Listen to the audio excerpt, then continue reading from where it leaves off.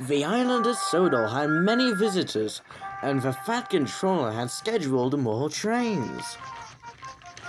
Gordon, the big blue engine, had to work harder than ever before. "Come on," he shouted to the coaches.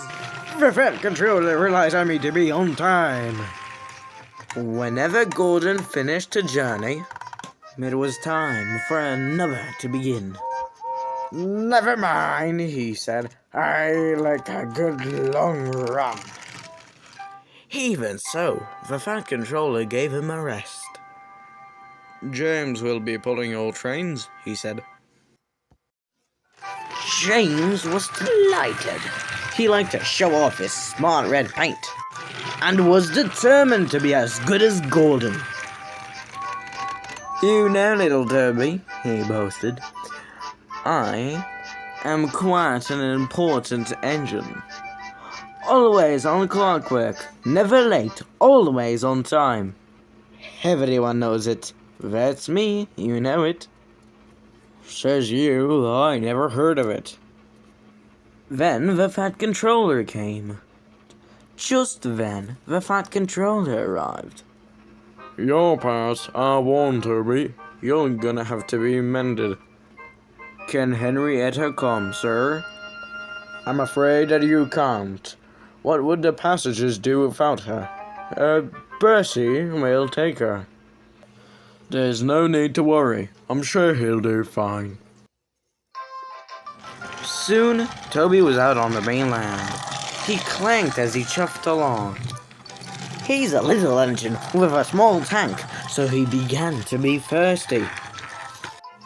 At last, Toby came to a station with a water tower.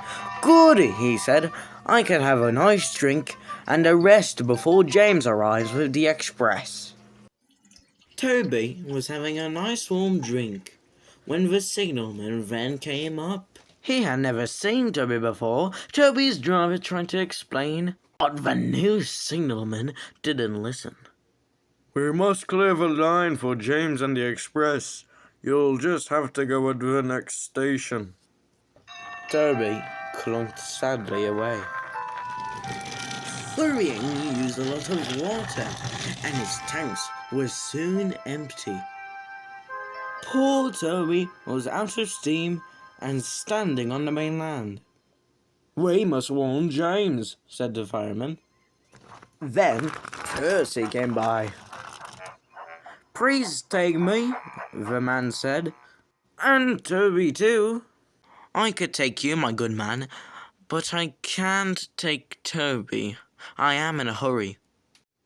Henrietta felt horrible leaving Toby behind. But Percy reassured. "Never mind," he said.